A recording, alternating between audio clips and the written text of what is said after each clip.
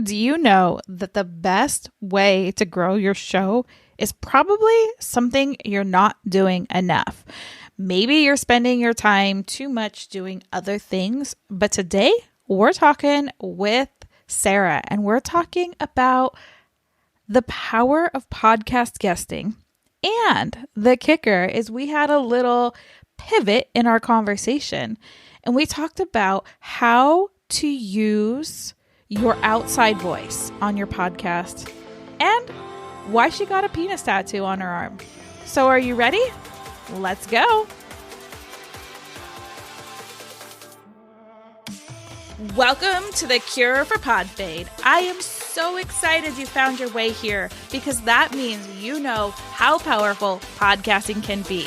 You are ready to build a legacy with your unique story, your message, and your offer, but you're getting a little overwhelmed. You're feeling frustrated, you're feeling stuck. You just don't know how to grow your show, find a new audience, and make some money. Podcasting can be the ticket to the life of your dreams, and it doesn't have to be as hard as you think. We're talking about all the ingredients it takes to be a successful, profitable podcaster without that icky overwhelm, because you are too magical to join the 85% plus club that pod fades away. I'm your host, Jen Dragonette, so let's make podcasting easy peasy lemon squeezy. Now, before Sara spills the tea on her penis tattoo on her arm, how to be a great guest, and how to use your outside voice, I want to remind you that if your business and your podcast kind of feels like it's flatlined, like you just don't know what that next step is for you, and you are on that verge of pod fade, grab a 30-minute coaching session with me. These are free 30 minutes that I get to dig into your business and help you find that magical story that Sara and I are talking about. You can find those at podcastcpr.com. And don't worry, it's not an icky sales pitch. This is actually me giving you 30 minutes so that I can be part of the Cure for Pod Fade. Well, enough of that. Now let's dig in with Sara. Welcome to the podcast, Sara. This is going to be an amazing conversation because we're talking about something I love doing that not enough people do. I'm so excited to be here. Thank you so much for having me. We were just having this conversation, and you are a fellow producer and podcaster. Yes. You had told me this really great story of how you got into supporting people on not only the production side, but the guesting side. We got to know the story because it was like one of those that like, I needed to hear that. Yeah. So I've been on the production side and just like behind the scenes for about 4 years, where the podcast that I produce is on season 5. And I've seen the best and the worst of podcast guests, and the ones that make you really excited and happy about what you're doing. And then the ones that not so much and make you have to reconfigure your schedule to not release that episode.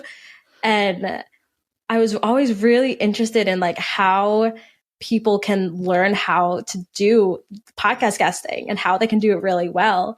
And then I have a friend of mine who hosted a podcast that was a business podcast. It was all interview based, and he pod faded after years of doing this show just because of how transactional it became.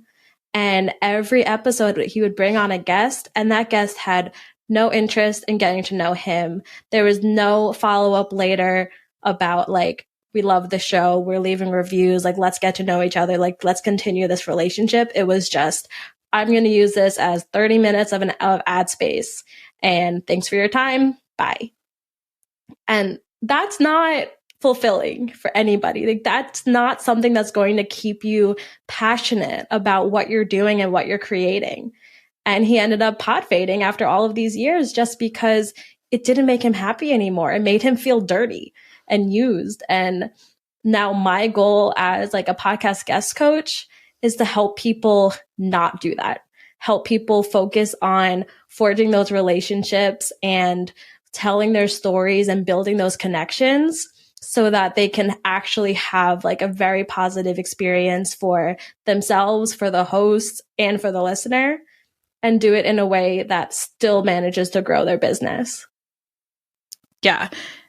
What a good point. Because, and again, I will raise my hand. I fell victim to this even as somebody on the host side, where it was like, okay, well, the interview's over. And then I was like, no. What if I found their address and send them an actual like snail mail card?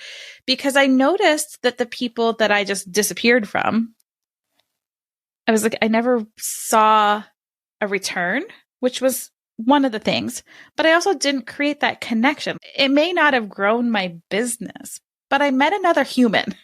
Yeah. Growing a network is like so important, and it's going to lead to growing your business.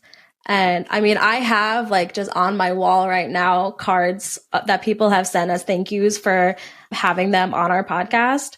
But I've even been asked, like, what is the best way to thank a podcast host for having me on their show? The best way is just to be their friend and be their fan and continue to engage with them. Like, you're not the only episode that they've released, so share another episode, listen to their show, recommend it to people, just interact with them online and help spread the word of this show. Like, yes, we all love mugs. If you want to send me a mug, I will not say no, but we'd rather have reviews and connections and all of that. And like, if you want to be a really great guest, it doesn't stop when you stop recording.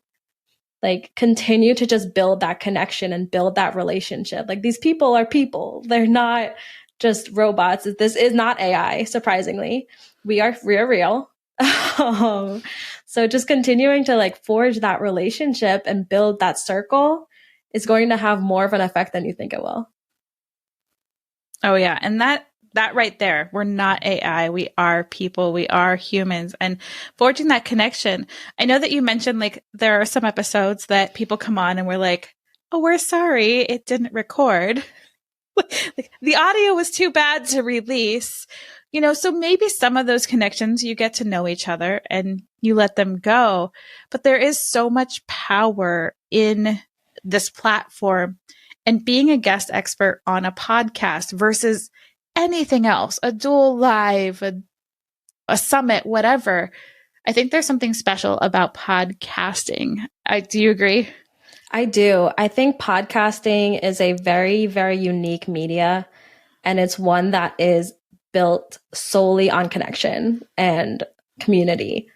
And you don't get that in other things. You don't get that on TV. You don't get that you get it kind of at a conference, depending on how good the conference makes it. But podcasting is different. And you can even see it just like in the ROI of, I'm going to get super nerdy on you, but podcast marketing has like the highest ROI and like the highest conversion rates because people trust the hosts. And it all comes down to that trust. If you trust the host and you trust what they're presenting to you, they're going to accept that product and be willing to try it more so than anyone else. And when you guest on a podcast, you get to kind of feed off of the host, the trust that they have in the host, because this person is telling you like, I like this person. I like what this person has to say. And I think you guys will like it too. So you really get to just kind of capitalize on that trust. And then you use the time that you're on the show to build your own trust by really bringing value and bringing messages and stories and not bringing a sales pitch. Yeah. And I think that to further that, it's a space where I allow people in that do exactly the same thing as me. It's the only place that I've never felt like it's a competition.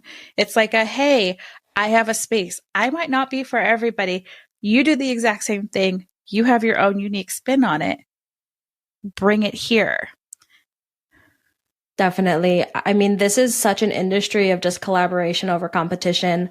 And it's something I'm trying to implement everywhere in my life, just because of how valuable I have found it just in this industry. But I've been the same way. I had someone reach out to me who also helps people guest on podcasts.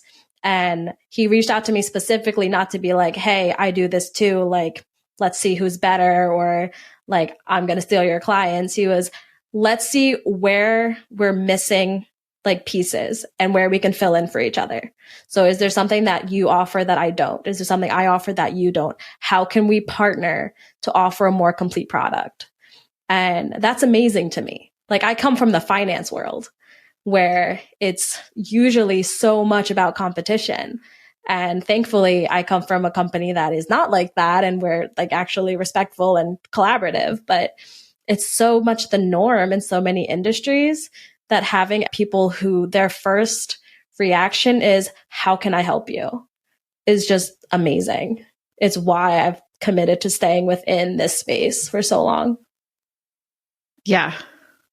Oh, and it is, and it's a partnership, and it's not just host to host. And I think that that's one of the things, like when I went through some of your, like a little bit of research before we met and just having this conversation is with the guest, it's still a partnership. Like as a host, you're putting in a lot of work. And if you can create that friendship, that partnership, that connection, that network. So as a guest, because again, I'm a host, I have screwed up enough interviews to know that this is probably the next area that I need to get support with. But as a guest, what can we do to create that partnership? Because not every guest is a host. Yeah. I think, part of it is practice. And the more you do it, the better you get at it. But there are definitely some kind of best practices that everyone should try to follow when they're going to guest on a podcast. And first, it's really understanding what your story is. I think when you go into a podcast ready with stories and ready with things that can forge connections, that's going to be a lot more engaging of content than, oh, I'm an expert in this. I got my start in podcasting, being on the mic. The first podcast that I guested on was Stacking Benjamins, which in the finance space is like as big as you can get. It is an amazing show. And I got myself on that show on accident because I was trying to pitch the host of my finance show. And Joe Saul-Sehy stops me and he says, I'm not looking for an expert. I'm looking for someone with a cool story.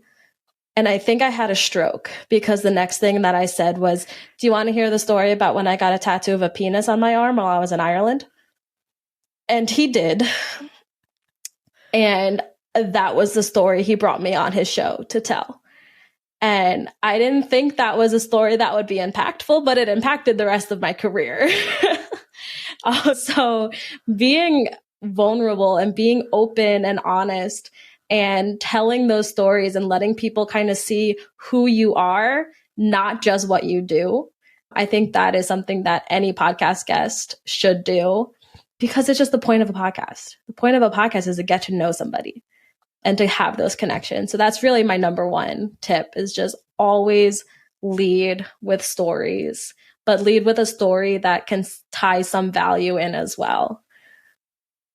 If that makes sense. I got to know, how did the penis story tie into the finance podcast? Because I'm like, okay, first off, I need to know the story. But second off, like, I want to know how this tied in because this is something that's so important is understanding how stories can tie into something like these are two very separate things. Yet you made them tie together. That's a superpower. It didn't tie in specifically to finance. I was on a special episode that kind of went into it's called like a potpourri episode where it's more like outside of the finance space. But the idea was that I was in kind of a dead end. I was in a bad relationship. I was in a job that wasn't going anywhere. And taking myself to Ireland on a solo trip got me out of that headspace. And it really showed me that I could do things on my own. It led to me quitting my job and moving to Texas and ending up taking a position that changed my life. And it just gave me the courage to make changes and go after what I wanted versus just kind of accepting what I had. And I wouldn't have had that if I didn't accidentally get a tattoo of a penis. It's my constant reminder that I can do things that scare me. And even if it's embarrassing, it's going to be okay. It's going to lead to something great. Oh, I love that. And it's so relatable. We all have that one thing, whether it's a tattoo or it's a memory or it's I hope nobody ever finds out about the story. that I think is what needs to be shared when you're a guest, because it opened up a space for you. You stood in your authentic power and said, hey, guess what? I did this. I got this thing. It's awkward, but it's cool. And it's a conversation starter. It is definitely a conversation starter. It's been covered up since, by the way. It's an airplane now, but it wasn't for the longest time. And that the reason too that I like to tell that story is not only because it's super authentic, it's the real me. I'm not perfect. We all make mistakes. But it's also when people talk about like going on a podcast and telling your story, it kind of paints this picture that that story needs to be something like tragic or traumatic or dramatic or sensational, like something that would make headlines. It doesn't. It just has to be true, and it just has to be unique to you and highlight an experience that taught you something. And then that, whatever that taught you, that's the value that you're bringing through that story. So as long as it has some effect on you or someone that could hear it, even if that effect is just making them laugh on a bad day, like when I say I got a tattoo of a penis on accident, like that is valuable. So when people think about what that story is that they can tell, they don't have to have a newsworthy story. They just have to have something that can connect them to somebody else. Oh, I'm like, there's a mic drop right there. I'm like, be able to connect with somebody else. And again, that's part of I see the reason of Podfade is the numbers. We always think of it, it's got to connect to many. It's got to connect to many. But what about that one person that was having that really crummy day, that story, like, or the person that's listening right now that's like, how did you do that on accident? Like, like all the things, because I have all those questions. Like, you have told a story. You left me wanting more because I want more. And it's like, it did perk me up. It's like, okay, well, I've done some dumb things. I've got some interesting tattoos on different parts of my body for random reasons. It wasn't an accident, but I purposely put them there. But you're better than me. I love how simple it can be to connect. Mm-hmm. I mean, I think having those experiences of either being in a new place or being surrounded by new people, not really knowing what you're doing, like all of those little things that we experience regularly, those are things that in the moment we're like, this is me, like I'm going through this alone. But when you step back, you realize like everybody is going through the same thing at some point in their life. And it always it goes into like existential crisis when I think about how every single person you cross on the street is living their own life, and everything that you go through and all the complexities like is happening billions of times. And that is just ridiculous to me. I can't understand it. It's like astrophysics. But when you think about that, like how many things can you possibly go through that nobody else has experienced before? Like the chances are so low. So when you tell these stories, even if they might seem small to you, someone else can relate to it. And that is how you forge that connection. So is that something that someone that's wanting to guest and be a good guest, they need to find that little story? Or do you have different stories for different hosts? Like, is that your signature story when you show up in all podcasts that you guest on? Or is it kind of, this person might appreciate this a little bit more? So it's become my signature story only because I'm known for it at this point. So even if I try not to tell it, the host is like, no, that's not the story we want. But when it comes to what I would tell somebody, I definitely think it's kind of like when you send the same cover letter to every job interview. Like that's not how this fits. Like that's not how it fits. So when I work with clients who want to guest on podcasts, we really work on kind of a personal brand and how we can tie different stories into that brand. And I think the most important thing is to determine what value you're trying to bring on whatever show it is that you're talking about. So you don't have to have just one message and only go for shows within that message. You can reach out to different shows in different areas if you have value you can bring, and then pick a story that relates to that. So the story that related here was more so about my friend who pod faded because of the bad guests. That's the one I led with because that's the one that really fits. And that's the first time I've told that story on a podcast, I think. Don't quote me on it. But that's not the story that really shows me.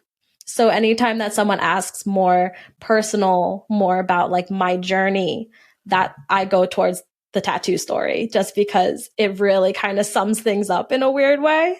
So don't feel like you have to have that one story. Just have the stories that connect with your message, because that's the way that you bring kind of the entertainment and the value and time together. Oh, entertainment and value. Like, yes, please. I think they call it, like, what is it? Edutainment? Something like that. Yeah, if you can educate and entertain at the same time, that is a gift that everyone should work on. Yes, and there's a lot of people trying to do it and not doing it great, but keep trying. We believe in you. Yes, we're here for it. Personal growth. Right? I truly, like, it's so cool that you mentioned that, like, that's possibly the first time that you shared that story, because it is a story. That's the story that's connecting with this audience. It's getting to know the host. It is not blanket pitching these templates. That's a whole nother tangent, and you're welcome to go down it because you are an expert. But as a host, if you blanket template me, I will write back to you, but you may not like what I have to say. Yep. I have pitched either myself or my host to shows in the most outrageous ways.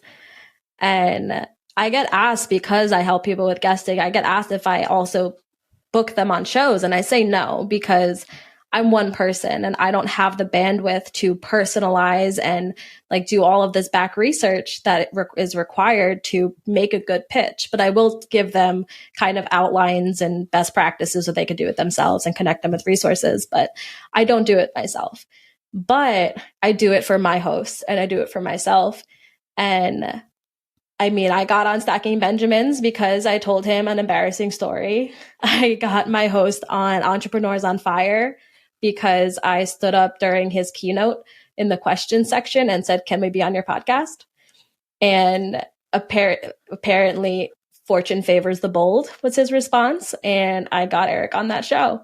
So the ways that you pitch, it does not have to be the standard, like, "Dear host, I am writing to ask if I could come on your show to talk about this." Like, be creative. Like, I'm a host. Well, I'm a producer, and I get these emails every day, and I don't read all of them because they're canned and they're boring. But there are ways you could pitch a show that show your personality right away. And just you open up with, "Hi, I would be a really great guest because here's my personality just coming at you." And I've had people come up to me after and be like, "I can't believe you did that." And my only response is, "I can't believe it worked." But realistically, the worst they could say is no. So why not? Just don't be generic. Generic is boring. Oh, don't be boring. Yes. We don't like I'm boring. Like, no, nobody wants boring. And, you know, like, from the host perspective, if I can tease something out that hasn't been shared, that's where I get excited. Like, it excites me to know that your business came out of serving someone who was pod fading. I'm like, cure for pod fade? Hello. That's why you started your business. Yeah. And he knows at this point, he's one of my closest friends, and he knows that he was part of the inspiration for what I ended up launching. And it hasn't been announced yet, so it's still a secret, but he and I are about to launch a show together because he's like, "I pod faded from that show, but I can't not have a show. So let's do something together." So we'll be launching sometime, I want to say in June. Ooh, well, you'll have to keep us posted, and we'll definitely update the show notes and everything. Or hey, come back for as a guest the second time and talk about launching your own co-hosted show, because we've never had anybody come talk about co-hosting. Yeah, because I think there's great, and I'm sure there's both sides, because I've never done it. But coming back to like using your voice, using your story, showing up, being unique, start out with something weird. I still am like, my whole brain is still like, you stood up at a conference and like, hey, I don't have a question, but come be on the show. I'm like, yeah, it was John awesome. Lee Dumas, who is like the godfather of podcasting. And his whole not the whole presentation, but a lot of it was talking about how to pitch to be on a show. And he walked you through like, this is what, if you were to pitch me this would get you on the show. So when they opened it up for questions, I was like, can we be on your show? And he wasn't expecting it. And he was on the spot and he was like, send me a pitch and let me know it was you. And I followed his script to a T. When I sent him the pitch, I asked him right after what you would like someone to talk about on your show. So I knew exactly what to pitch. And I just followed his script. And I think I even put a note saying like, does this sound familiar? But I did exactly what he wanted, and I was memorable. And now I run into him all the time at these conferences, and every time I'm like, has anyone else done it? He's like, nope, no one else will ever do it, and it'll never work again. But it worked the first time. The worst he could have said was no, and embarrass me in front of an entire conference. Would it be you or him by saying like, no? It's like you just had the courage to do exactly what he said. You're like, I'm doing what you're saying. Exactly. No, he was very kind and gracious about it, and it makes for a great story. Yeah, and it does. It's just like the take the chance. Take the chance on the business, like the business that you didn't know was going to happen because of your friend's pod fade. You know, the ability to get on a big show without having to go jump through the hoops and pay the big bucks to get on there. Like you did the not outside the box, the fun, I'm going to stand up, I'm going to use my voice, I'm going to be unique in myself. And I think that that's one of the things that's missing in this space. Yeah, I think the power of authenticity is just it's so important, and it's kind of, people are afraid of it, and people are afraid to be authentic. And when I built my company, I did it after spending so many years in finance, trying to fit myself into the box of finance professional. And that's just not the box I fit in. And I still do financial marketing, and I still am on that side, but I'm able to take a step back onto my own side and just really be myself. And like you've seen my website, you've seen how much personality is in it. And like, I feel like you can go on my site and feel like you know me, because I was so committed to being authentic. And I shouldn't tell you, but I did launch a podcast that I pod faded within 2 weeks. But it was like almost like a daily journal for me, because I struggled very badly with anxiety. And for 2 weeks, it was 10 days, 10 episodes. I had a podcast called Why Am I Anxious Today? That I would just share whatever reason I had for being anxious that day, whether it was real, like this makes sense, this would make anyone anxious, or something completely ridiculous, like a flashback to 7th grade. But I did that just because if people aren't talking about it from like a medical lens, but like actual, like these are people that are dealing with it, it can be hard to see it in the space. And it's just me. Like I am not me without having anxiety. I'm just an anxious person. So being able to do that and have those conversations was just more ways of me to just be myself. And it was a lot of work to do a daily podcast. So I did pod fade. Don't hate me, but it was fun while it lasted. And I don't think that there's bad for podcasts. I think podcasts serve. Like I have one podcast that my voice is disguised. I don't tell people I have it. And I talk about all the things that I don't want to get into arguments about in the real world. And it was like that podcast was a healing tool for you. Mm-hmm. So I never want to shun people that are like, I had a season of a podcast. Like, what I want to say is like, use that to empower your voice. If that's for a season, great. Let it be for a season. But if you're pod fading out because you've gotten yourself stuck and you're not guesting, you're not growing, you're not using your voice, you've changed your tone because you're afraid of what people think, those are the people that those pod faders are the ones we want to like, let's bring you back to yourself.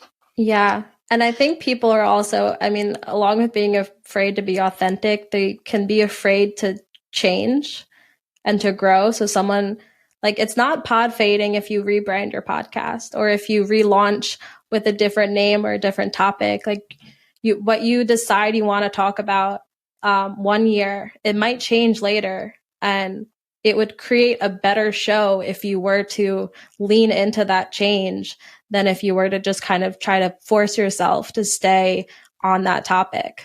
So you can continue to create and continue to be a podcaster, but doing it under a different show name, like, that's fine. You're still creating, you're still doing what you love. It's okay to change. It's okay to grow. So.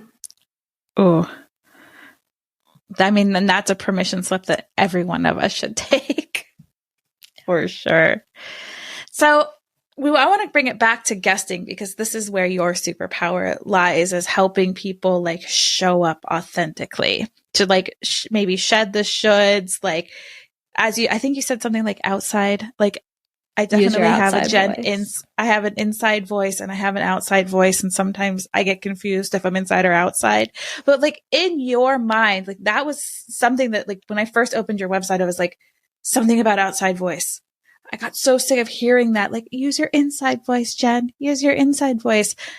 There has to be a story about why that's part of, like, it was impactful. That's something I remembered right when I opened. There's like, okay, why use your outside voice? See, I love that question because I've never been asked that before. And it's kind of weird that it is the headline of my website is, it's time to use your outside voice, and no one's ever asked me why.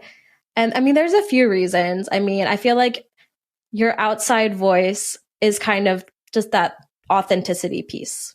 Like, your inside voice is like when you're kind of quiet and pretending and just kind of sticking to the script and staying in that box. But your outside voice is really just like breaking out of that box and using your true voice. But then the same, it's just, we're always told, use your outside voice, use your inside voice, use your inside voice. And I've heard people say that even when they're outside. Like, but this is what the outside voice is for. We're outside.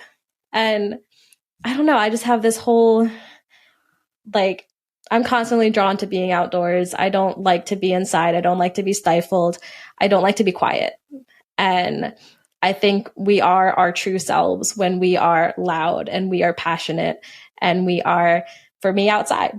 So that's probably not a great answer, but that's the one that I've got. You're the first person to ever ask me that. But I definitely think it's time everyone uses their outside voice and just really embraces who they are in an authentic way.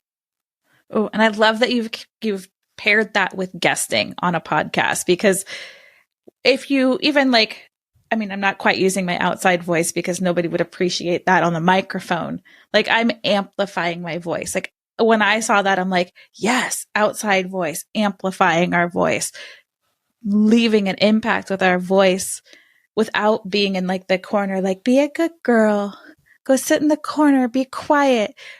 Like, no, it's time to be seen and heard for your authentic story. Yeah. One of the reasons that I wanted to get into this space was a lot of people understand that podcast guesting can be good for branding and good for marketing. So they just decide to do it, which is fine. I mean, everyone, I think, should try it. It's a lot of fun. And if you have a message, share it. So getting on those podcasts is entering yourself into these global conversations. So that is a way of just using that outside voice, because you're getting outside of your own world, outside of your own bubble, and into other people's communities. But you also have to do it in a way that is respectful and is interesting and is fun and is like content first. And it's a really great way to spread a message. You just have to really understand what the message is that you want to spread and the best way to spread it. But you can't do that without using your outside voice. So true. You have to show up authentically and be willing to be weird and loud and share your penis tattoo story and talk about the things that nobody's brought up before and be caught off guard and be okay with every moment. Absolutely. So like, tell us a little bit more about like, where can we find you? How does your business support people? Who is the ideal person to come in that's like, where are they at in their journey that would be a good fit for you? Yeah, so you can find me at my company's called Favorite Daughter Media. So it's favoritedaughtermedia.com. And I work with anybody who is trying to spread a message, whether it's a personal brand or an entrepreneur, a small business, a startup, whatever it is, but somebody that's trying to spread a message that is really mission driven and is really trying to do something good. I'm picky about who I want to work with, and I don't want to work with people that aren't spreading positivity just because this is very focused on amplifying voices, and I do not want to amplify negativity.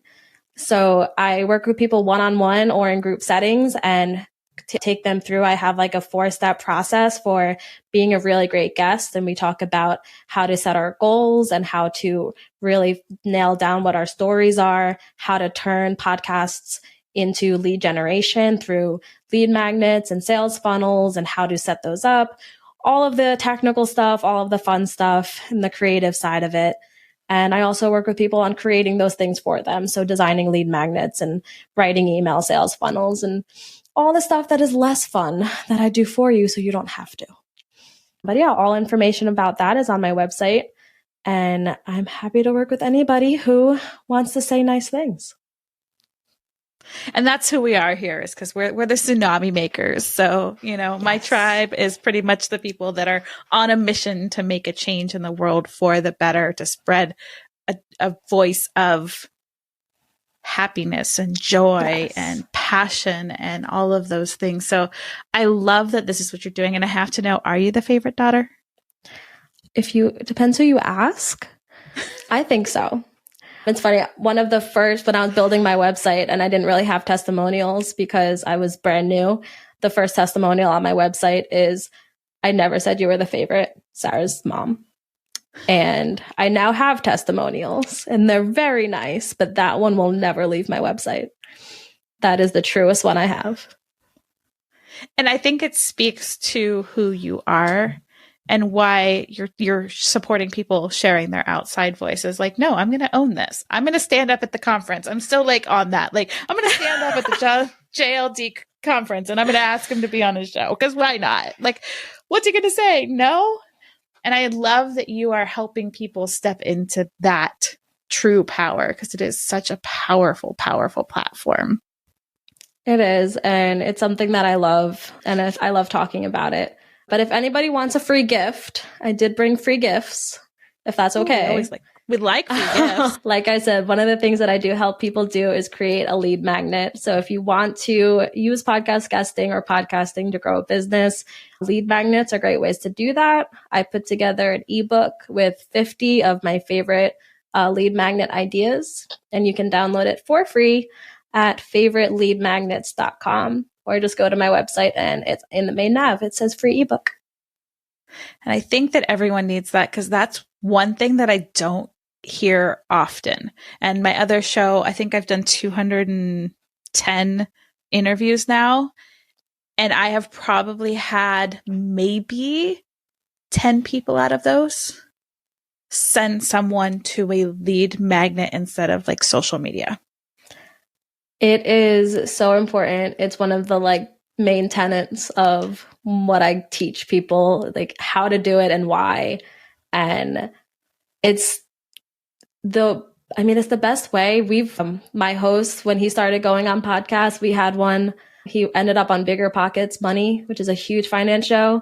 And he sent people to a specific lead magnet, and our mailing list grew by thousands in a week. and we're still getting clients from that. And it's just such a powerful way to grow a business because it's just continuing this conversation. So if anyone enjoyed listening to me and wants to continue this conversation, just take it offline and go to my website, download that ebook, get some more content, more value, and I will send you one single email. That is all. And just letting you know I'm here if you need me. So lead magnets are great. Don't be afraid of them. Oh. So I've got to know, like, what ingredients do you want to add to the cure for pod fade? I want to add, has anyone added collaboration yet? I don't think so. The community, but not collaboration. Collaboration. If you are forgetting why you started it, go guest on someone else's show. Go collaborate with another creator. If anyone hasn't yet read the book, Steal Like an Artist by Austin Kleon, go read that. It's an amazing tool for anybody who wants to do anything creative and just start finding more inspiration and find it from the people that are creating things just like you. I told you it was going to be juicy. And I know now you're confused. You're thinking, oh my goodness, what is my story? What can I do to pitch other podcast hosts to network, to grow, and to serve, and of course, to build your amazing business? Well, if you are struggling with finding that ideal story, you've got to grab a free 30-minute coaching session with me. These are called podcast CPR audits. We give your business a little resuscitation by finding that aligned story that allows you to connect deeper with hosts so that you're not just some boring old person in your niche. So if you are ready to level up and you need a little bit of support for free to dig out that story, go to podcastcpr.com and let's have a conversation. And I promise you, this is not one of those skeezy bait and switch where you're going to get a sales call. This is actually 30 minutes of my time. And if you love it, you know where to find me for more. Promise, promise, promise. Because those bait and switch, I know we all have those sales stories that we're like, bait and switch. But this is not it. So grab your free 30-minute podcast CPR audit at podcastcpr.com. And I will see you soon. Go out and make today amazing.